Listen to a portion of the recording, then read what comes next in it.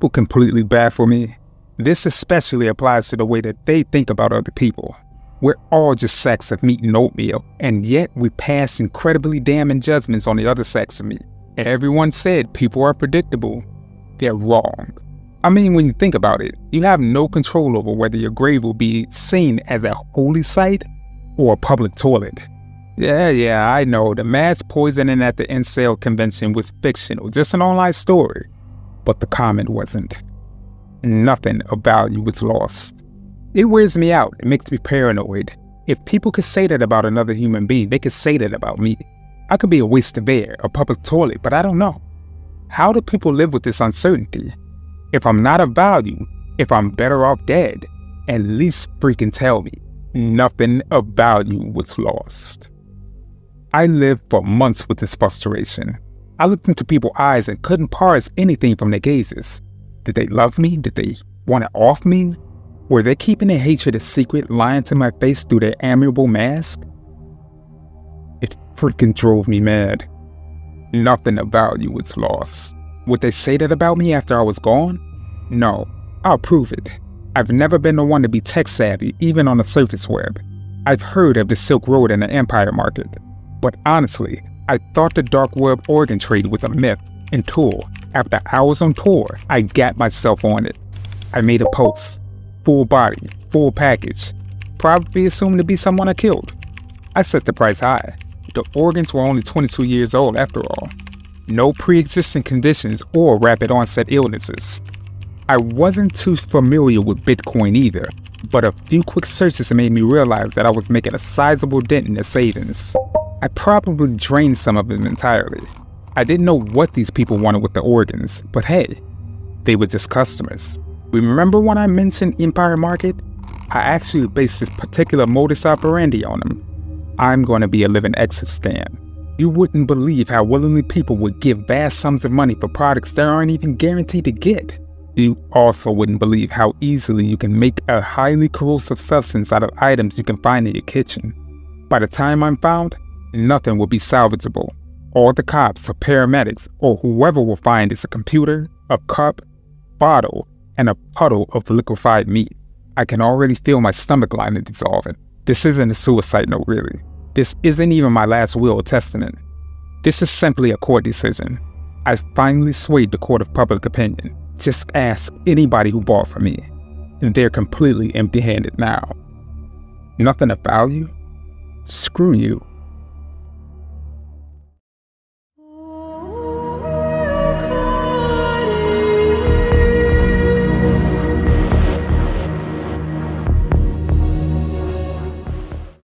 His body stood upright, with his skin slewed around his feet like a melted candle. His skull, bloody and slightly caved in, was positioned towards the door as if he had been expecting us. We were small-town cops, the kind who chased away stoned teens from abandoned barns or busted house parties full of underage drinkers. We, well, at least one, have never came across something like this. We got the midday call about a trespasser in some dilapidated farm building. The caller said that they could see him through the window just standing there. They said that there was something wrong with him. Naturally, we thought it'd be a homeless person or a runaway teen. Nothing could have prepared me for the gooey sight before us. Good God, said Officer Park, pulling out his radio to call for backup. I was speechless as I stared directly into his eyes. They were still intact, making the sight even more eerie. My first thought was an animal got to him, but I knew better. This thing, a conglomerate of rotten meat barely hanging onto the bone, was not the result of an animal attack. You think a person did this? I said, averting my gaze from the corpse. It sure wasn't an animal, he responded. The poor fool was even placed on a stake. He was right. The body was displayed on a tall stake that entered through his back and out the back of his neck. It was placed there like a piece of meat on a kebab. Backup arrived shortly and 3 officers rushed into the building. One of them exited promptly as he gagged at the sight and smell. I hadn't noticed the stench at first, but it was undeniable. It was sulfite. Good evening, everyone. If you happen to like our content, then please like, share, and subscribe. Subscribing is free. If you ever feel the need to change it, you can always do so. Make sure you hit the notification bell so that way you never miss any of our content. Now back to the video.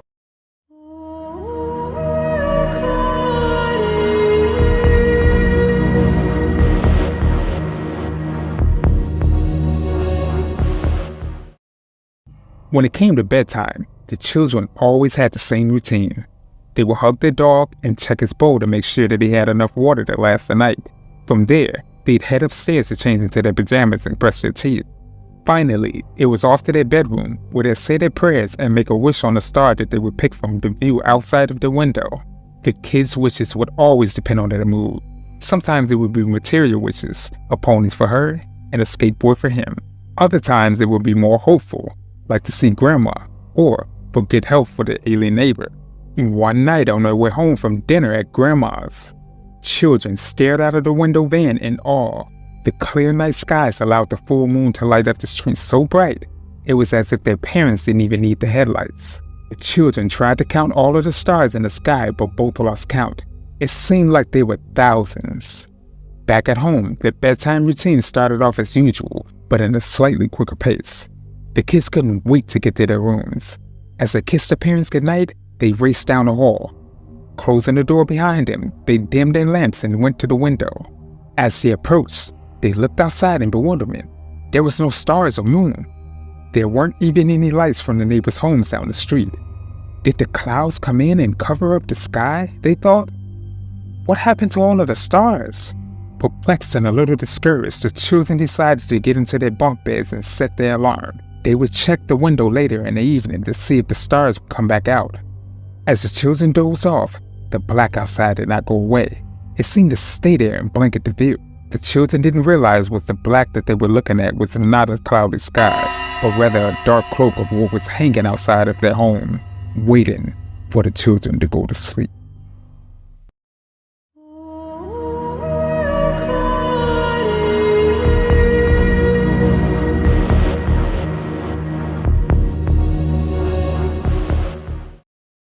I have a horrible secret and I need to share it with someone.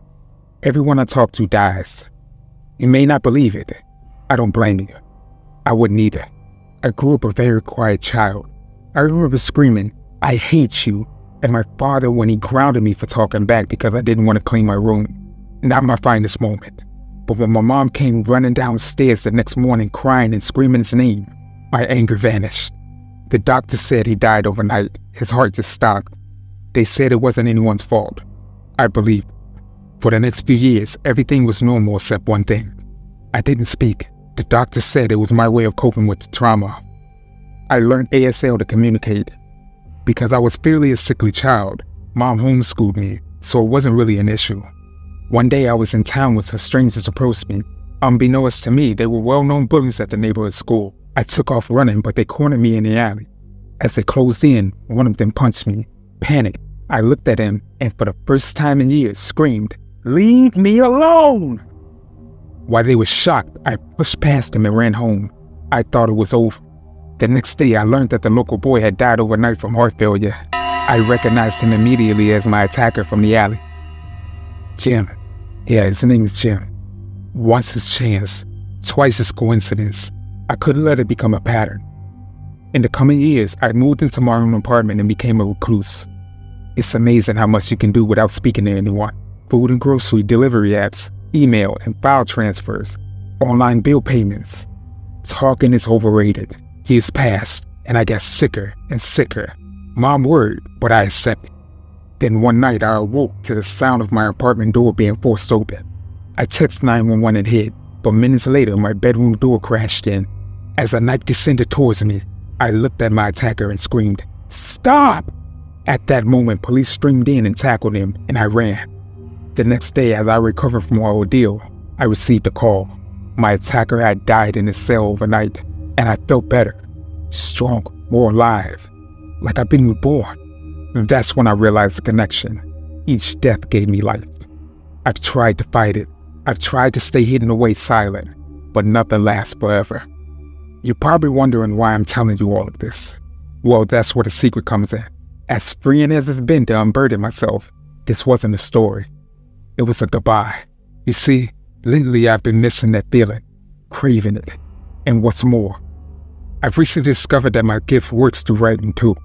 So if you're reading this, hello, it's nice to meet you. I'm sorry.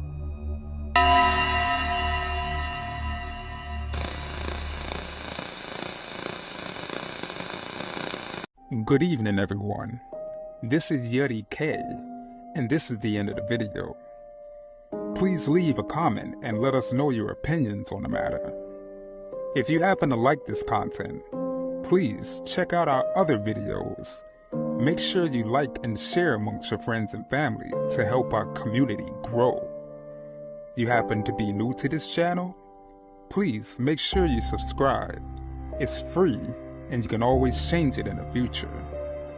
You have some terrifying story suggestions? If so, make sure that you send it to my email, Fearofthedarkstories@gmail.com, and I'll feature it in a future segment. But you guys stay safe out there, and remember to always be afraid of the dark.